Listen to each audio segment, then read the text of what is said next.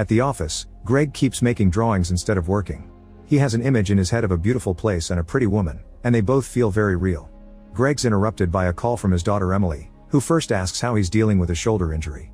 After Greg confirms he's been taking his medication, Emily asks him to come to dinner to celebrate her graduation.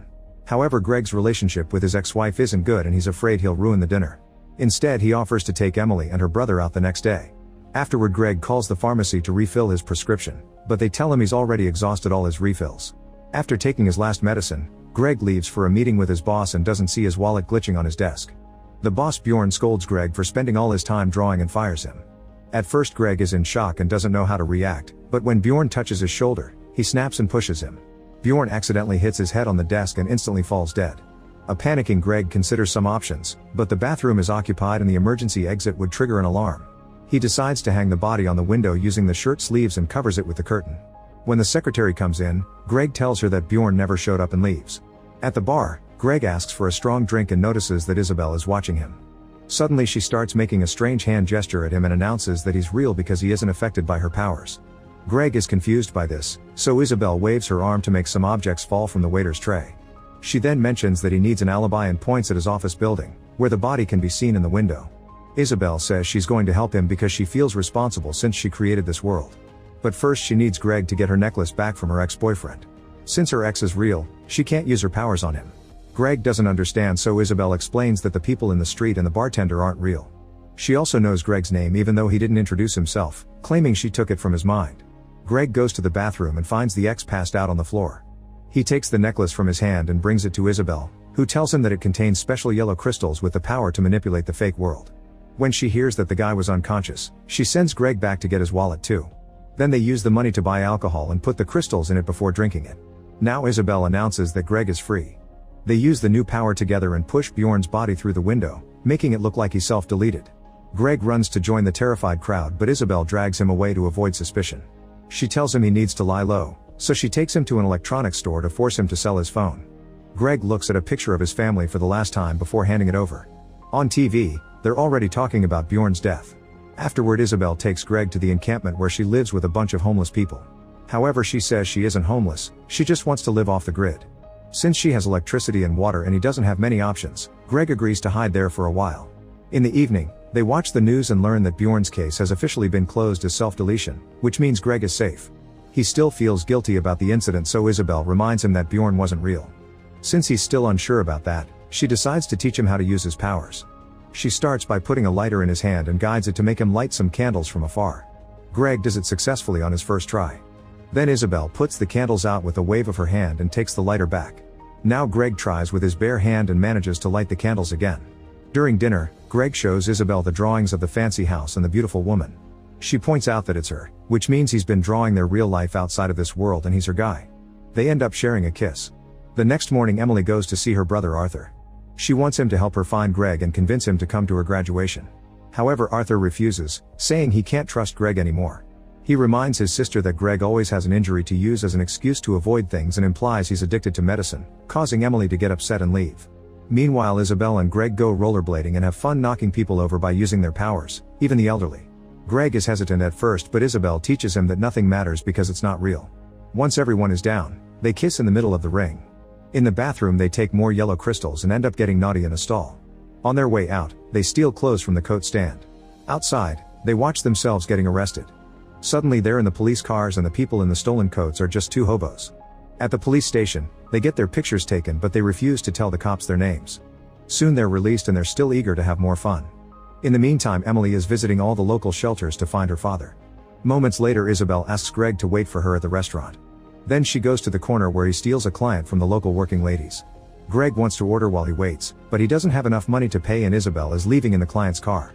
At one of the tables, Arthur is hanging out with friends. He notices his father's terrible situation, but he doesn't approach him. Greg waits outside for a while and an employee takes pity on him, so he gives him some expired food. At that moment, Isabel comes back and they eat together.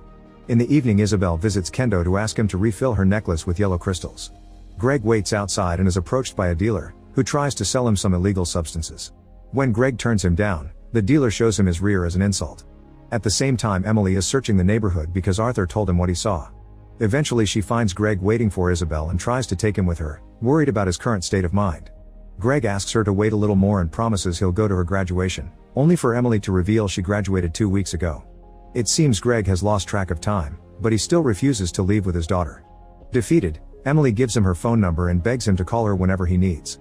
After Emily leaves, Greg looks at the paper and realizes it's a picture of her graduation. Then Isabel comes back with more crystals and asks Greg to ignore Emily because she isn't real. As they walk away, another dealer begins following them in his van, threatening to shoot them for being in his neighborhood. Greg consumes too many crystals and uses his power to crush the van, only to then throw up. The next morning Greg wakes up in Isabel's place. Since she isn't around, he picks up his things and leaves. On his way out, a hobo throws a beer can at him, and Greg starts drinking this early.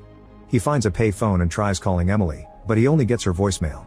When he goes back to the encampment, Isabel freaks out because he left and claims she left a note. She also says that all the crystals were stolen. Isabel notices Emily's picture in Greg's pocket and cries because she thinks Greg is choosing a fake person over her. Greg swears he didn't see his daughter and an argument ensues. As she freaks out again, Isabel reminds Greg that he's being seduced by a simulation and admits it feels like she's losing him. When Greg mentions they should stop hanging out, Isabel slaps him and claims that they're soulmates. Greg snaps, pointing out that he's seen no proof of her story. Desperate to make him stay, Isabel opens a safe and takes out some blue crystals that she got from Kendo. Supposedly the blue crystals can kick them out of the simulation, although it's all theoretical. They need to take 10 each and Isabel has less than that, but she thinks they can take the chance. Using a special device, Greg consumes the blue crystals and suddenly wakes up in a new place. Inside a mysterious room, Greg finds himself wearing fancy clothes and connected to a big machine that contains a bunch of brains. There are other people connected to the machine, including Isabel, who is also waking up and looking perfectly healthy. A worried technician checks on them while calling them doctors, so Isabel assures him they're fine and they ejected the brain box on purpose. The technician helps Greg disconnect from the machine and gives him some Gatorade for rehydration. Noticing Greg's confusion, Isabel explains that in the simulation, only the volunteers connected to the machine are real. All the other people they saw were FGP or fake generated person. Then the technician confirms that he was able to save their reincarnations in the cloud. When Greg looks at the computer, he notices that Emily is in the FGP category. Isabel brings Greg out of the research facility and he discovers this is a utopic world full of advanced technology. Some people send out holograms instead of their real bodies and Greg worries when another scientist shows to be wary of Isabel's research, but she swears it's fine. The couple goes for a walk to admire the beauty of this world and Greg wonders why he doesn't remember any of this. Isabel assures him that memory loss is natural after being connected for a while and his memories will come back soon. She points at a certain house saying it's their home and Greg realizes this is the landscape he's been drawing all along. While the couple spends a wonderful day together in this world, Emily desperately searches for her father in the other world to no avail. In the evening, Isabel worries because Greg's memory isn't back yet. She thinks it's her fault because she forced him to leave the simulation without the appropriate dosage. When she mentions that his memory may not come back, Greg says he doesn't care because he loves experiencing this place for the first time. He asks if it was always like this, so Isabel shares that this world used to be worse than the simulation because pollution killed people on the streets and poverty sank to a new level. 3 things helped make it better: synthetic biology, automation, and asteroid mining. Isabel then brings a machine called the Thought Visualizer, saying that he invented it. Anything you mention, the machine makes it appear on the screen instantly. With the illustrations from the visualizer, Isabel shares the story of this world. Synthetic biology fixed all the environmental problems, and the owner of the asteroid mining company made so much money that he gave lots of it away. Every person gets a base of $500,000 a year while the robots do all the chores. People started to have time to spend on all their passions, however they got used to it too soon and their lives became dull. This is why Isabel invented the brain box. By letting people experience the bad, they learn to appreciate the good. Greg thinks it works because he's having a mind-blowing experience in this world. Isabel reminds him they need to go back to the lab, but he convinces her to give him one more day to enjoy himself.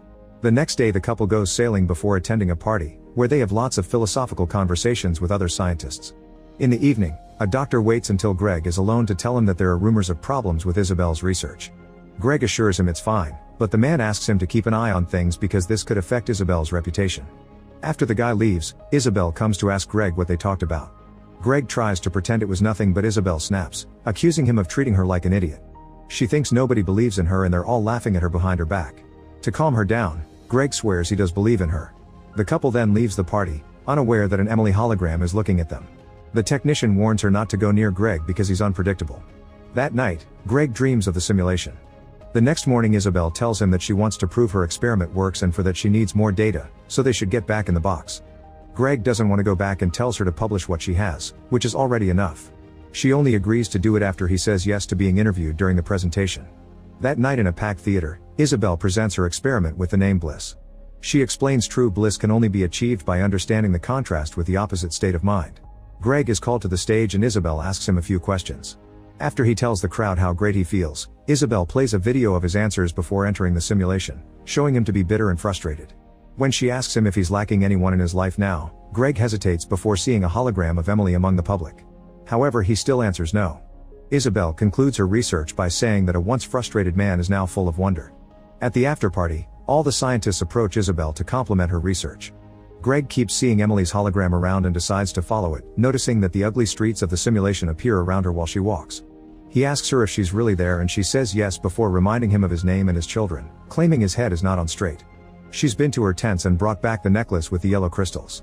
Emily shares an anecdote from her childhood and Greg is happy to realize that he remembers it. His daughter asks him to choose between the two worlds. A few men argue as they try to get to Isabel and they get aggressive, causing a guy to fall on a glass table. Then a bunch of protesters enter the building, causing total chaos. The noise makes Greg turn around and Emily disappears. Seeing Isabel stuck in the crowd with no way to leave, Greg decides to take the yellow crystal and uses his power to push the people back. Afterward, the couple rushes out of the building only to discover more chaos and riots outside with lots of people getting violent. The holograms are showing the poverty from the simulation, so Isabel concludes that taking fewer blue crystals has caused them to come to the real world with the simulation still in their brains. They can only fix it by taking the right amount of blue crystals, but they don't exist in the real world. Their only choice is to connect again. The couple makes it to the lab, where power is failing and the technician warns them it may be dangerous. Isabel ignores him and connects herself and Greg to the machine. Soon they wake up in the encampment, where it's raining heavily. They go to the bar to look for Kendo and when the bartender tries to kick them out, Isabel uses her power to kill him. Then she approaches a group at the table and grabs a man's hair while demanding to know where Kendo is. Another guy takes out a knife, so Greg rushes to calm everyone down. While Isabel keeps on interrogating the group, Greg is shocked to see Bjorn outside. He runs to him and demands to know what really happened, so Bjorn gives him some change and calls security. Isabel has to drag Greg away and reminds him that Bjorn isn't real, he just was rebooted. Afterward, Isabel buys pepper spray from the working ladies and manages to get a client. When she enters the car, she uses the spray on his face and Greg uses the chance to drag the guy out. The man tries to defend himself but Greg brings him down with a punch. After stealing the man's wallet, the couple leaves in the car and finds a gun in the glove box. Moments later they arrive at Kendo's place and Isabel threatens to shoot him if he doesn't give them blue crystals. Kendo agrees to cooperate and reaches for his pocket, so Isabel shoots him down thinking he's going for his gun. However, he actually has crystals in his pocket. Isabel doesn't feel guilty because even though Kendo is real, this won't kill him in the real world. Greg freaks out, feeling like she's making up the rules as she goes along. Suddenly the cops burst into the building, so Greg and Isabel rush upstairs to the roof. They manage to escape by taking the fire escape and reaching the stolen car. Meanwhile, Emily goes to find Arthur to ask for his help because the police has called her with the latest news. When the couple reaches the encampment, they get the device ready, only to discover that the blue crystals aren't enough again. While the police appear on the bridge, Isabel concludes that one of them must go back and the other must be stuck there forever. Greg refuses to stay here, so she hands him the device, however he doesn't dare to leave her behind. Instead, he proposes a plan. Isabel can kill him so he'll wake up in the real world and she can join him by using the device. Isabel refuses to do so and admits she isn't sure Kendo is alive because it's the first time death has happened. As the police surround the encampment, the siblings arrive. Arthur doesn't follow Emily though, explaining he only came to support her and not their dad. Isabel has a breakdown and blames herself since she created this world, so Greg tells her that it's beautiful and he isn't leaving. Emily runs to the bridge and calls Greg, only to be dragged away by the police. Then Isabel looks at Emily's graduation picture and calls her beautiful. She kisses Greg before stepping out to distract the police while she uses the device to take the crystals. Since the cops go after her, Greg manages to sneak away from the encampment and escapes without being seen. He cries as he crosses downtown, finally coming to terms with what happened. Moments later, Greg is sitting with a support group and admits he has an addiction. It turns out all the simulation stuff was a hallucination caused by the illegal substances that Isabel and Greg took. They've been nothing but violent hobos all along. Eventually, Greg is clean enough to meet Isabel again. Make sure to subscribe and turn on notifications so you can watch more videos like this. Thanks for watching.